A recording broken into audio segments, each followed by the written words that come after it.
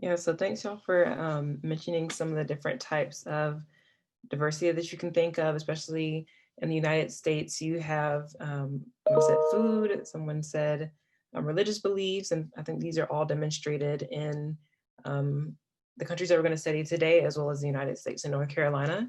And so when you're thinking about cultural diversity, that's what I'm going to be focusing on.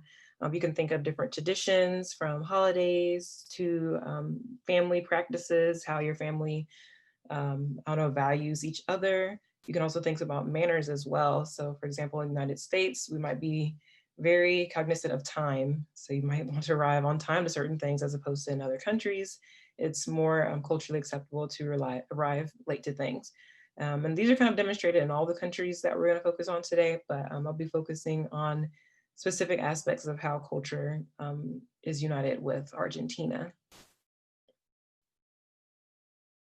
And so similar to actually what Grace was mentioning earlier about the different racial makeup of Ecuador, Argentina is also actually quite diverse. In the beginning, it started with indigenous groups, and these are demonstrated in groups such as the Mapuche, Koya, Guarani, and more. And though they do tend to live in rural areas, they also do inhabit cities as well as the suburbs as well. And this video that we're going to watch demonstrates the Koya period, or the Koya people. Um, and so as you can see in the video, she is raising llamas actually. So that's kind of her culture in the sense that she's from a rural area and that's how she defines her daily life. So we'll see that demonstrated in the video.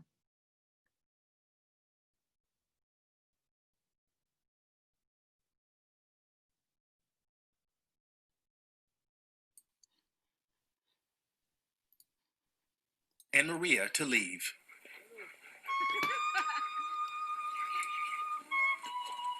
Nellie will stay for 2 more days. Her husband, like Beto, works in the mines for 20 days at a time. Her children live in the village of El Moreno.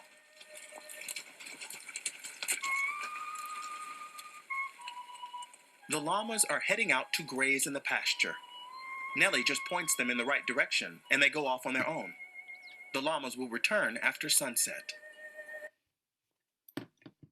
So yeah, very short and sweet, but it does demonstrate one of the ways that Indigenous people might go about their lives. And it kind of makes me think of farmers in the United States, for example, who yeah, raise their cattle on open pasture, and they're able to take their dogs and lead them to different areas to graze on the grasslands. So that's kind of one of the connections between Indigenous stories and their culture to the United States.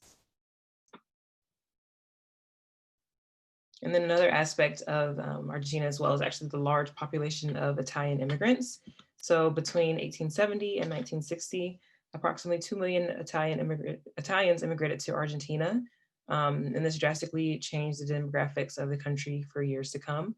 And today, over 30 million people in Argentina claim some kind of Italian heritage, and this makes up nearly 2/3 of the total population. And one of the ways that this is kind of demonstrated in Argentine culture is through the food. So we mentioned food earlier is definitely a huge aspect of what makes up a country and its culture. And in the picture you see here, it's called milanesa in Spanish. I can't remember what it is in Italian, but basically you take a meat, usually beef or venison or something, and then you can kind of flatten it and you cook it and fry it. And so when I was specifically in the capital city of Buenos Aires living with a host mom. She made me that and it was very delicious. And another way that you can kind of see that Italian influence is with the hand gestures. So many of them will kind of use this hand gesture when they're speaking. It definitely comes from Italy, or you'll hear people say ciao, which is actually an Italian word when they're saying goodbye to someone instead of adios. So these are some of the ways that you'll see the Italian influence in the country of Argentina, because such a large population of the people do have that those ancestors from Italy.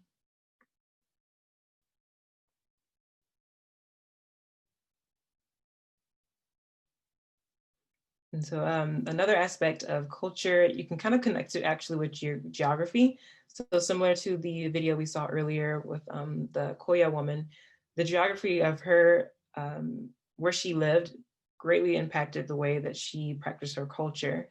And so in the pictures you see here, you can have city life, for example, the one demonstrated at the bottom left.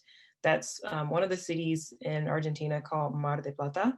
And that's a very big beach region. Lots of people go there, especially during the summers, to have fun on the beach. And so you can kind of see how that aspect of their life is dedicated to being able to walk to the beach every day.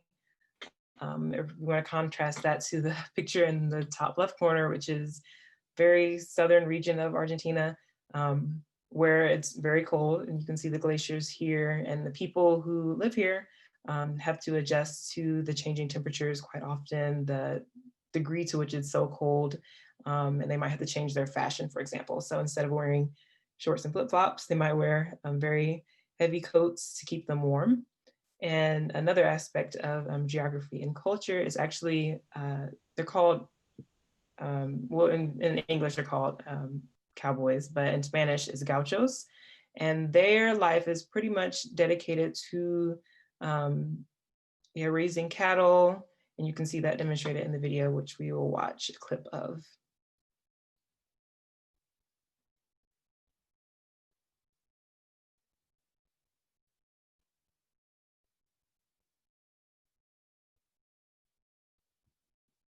Oh, I think you're on mute.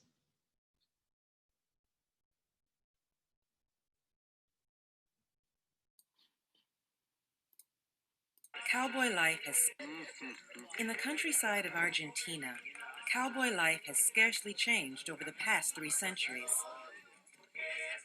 The gaucho is a hero here, a legendary figure, larger than life. But these are the real gauchos, men who still live this life, the way of the gaucho.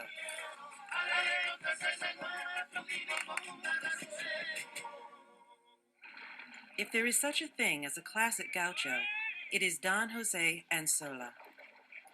He believes solitude helps preserve the first form of gaucho life. Si no pudiera vivir en el campo. If I couldn't live in the campo, the countryside, an unthinkable thought. I don't know what I'd do. I'd rather live in a shack out here than in a palace in the city. There's too much I'd miss. The sound of hoofbeats, the birds at dawn, sipping mate in the clean air. No city has that.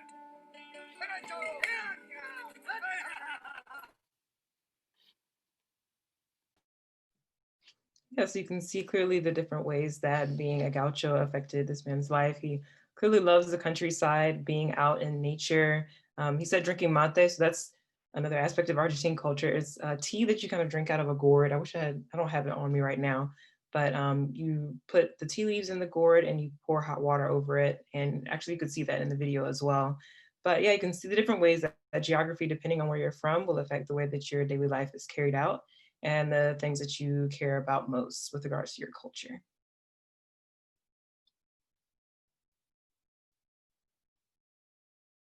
And so the final aspect of culture, there's so many aspects that can be discussed, but I'll just focus on sports culture. So I know in the United States, very big sports culture.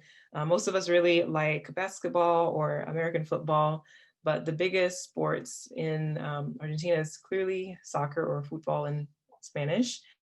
And so the country itself is actually very good. They've won a couple of World Cups, as well as within the country, they have professional clubs. And there's a very big, I guess you can call it a rivalry, similar to UNC versus Duke, actually a little more intense, between the two soccer clubs in the left picture. And they have these fans are called Barra Brava. And they're very intense fans. It gets pretty violent actually, but yeah, people have a lot invested into their sports teams they really love, the soccer teams that they really love, and you'll see people crowded around TVs when the game is on to make sure they catch all the highlights that the players do when they're playing soccer. And then other sports that you'll find is rugby and polo. I was actually able to go watch a rugby game when I was down in Buenos Aires. It's similar to football, but they have much less protective gear. And there are other rules as well that come along with it.